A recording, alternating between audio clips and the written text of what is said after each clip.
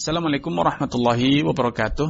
Alhamdulillah wassalatu wassalamu ala Rasulillah wa ala alihi wa ashabihi wa man wala ma ba'du. Kaum muslimin dan muslimat peserta grup Dirasat Islamiyah yang semoga senantiasa dirahmati Allah Subhanahu wa taala. Kita telah berbincang-bincang tentang hukum lelaki memandang wanita. Menurut al-muallif Al-Imam Abu Syuja', lelaki memandang kepada lawan jenis itu ada 7 kondisi.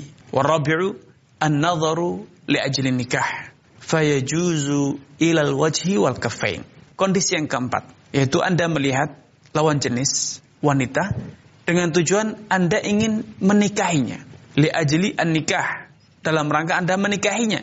Karena memang ada anjuran dari Nabi SAW, sebelum Anda menikahi seorang wanita, Anda terlebih dahulu melihatnya. Agar ketika Anda menikahi wanita tersebut, betul-betul Anda telah mengenalnya, Anda telah melihatnya, Anda telah mengetahui kondisi tubuhnya, wajahnya, parasnya.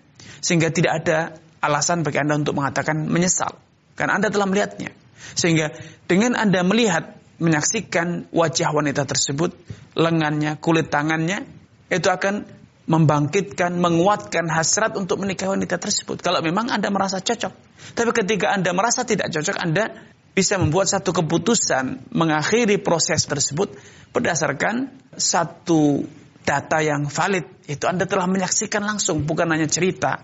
Karena betapa sering para perantara atau yang sering disebut dengan mak comblang seringkali menggambarkan wanita tersebut dengan cara bombastis yang mencerminkan atau menggambarkan wanita itu sangat cantik jelita, atau lawan jenisnya itu tampan rupawan, putih seputih kapas dan seterusnya. Padahal sejatinya tidaklah demikian. Namun karena kadang sebagian perantara, sebagian mak comblang itu hasratnya hanya satu, yang penting mereka segera menikah tanpa peduli adanya kecocokan atau tidak.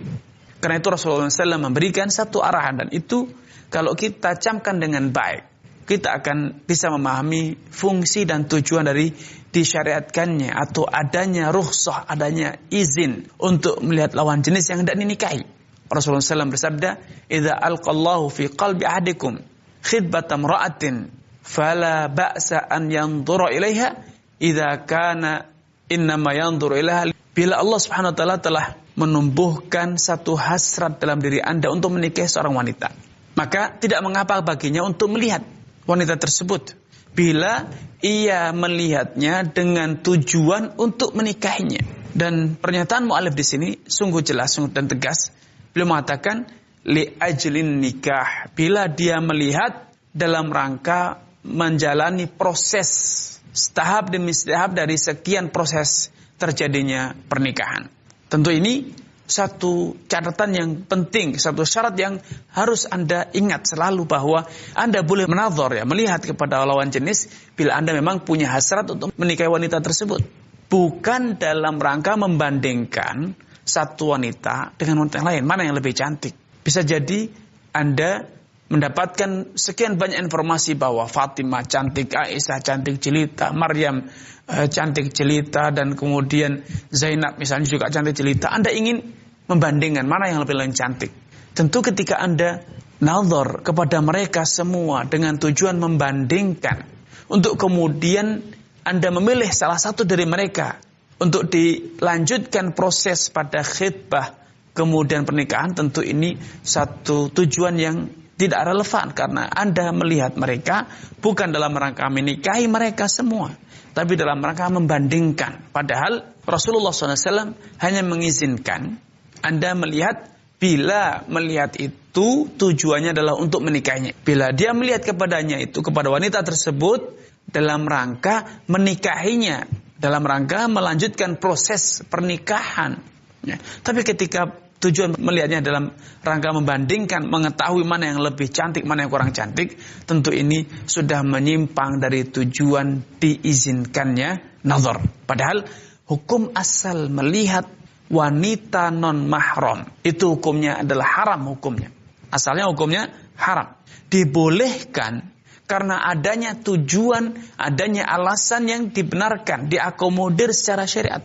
Tentu ini adalah satu kondisi yang sempit, bukan kebebasan seluas-luasnya. Sehingga bila tujuan dari disyariatkannya nazar itu telah terwujud, telah tercapai, itu Anda mengenal wanita tersebut dengan seksama, maka hukum asalnya kembali seperti sedia kala, itu haram. Tidak boleh lagi Anda melihatnya. Cukup kalau memang sudah dirasa cukup, boleh. Namun kalau memang dirasa belum cukup, Anda boleh mengulang nazar 2 kali, 3 kali sesuai dengan kebutuhan. Bila tujuannya betul-betul sekali lagi dalam rangka melangsungkan atau dalam rangka melanjutkan proses pernikahan untuk kemudian sampai pada titik kesepakatan terjadinya akad nikah.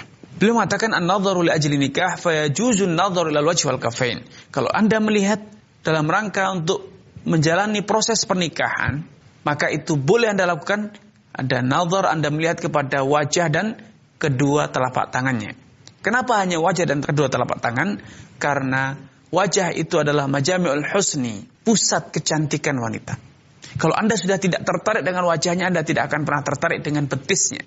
Anda tidak akan tertarik dengan lengannya.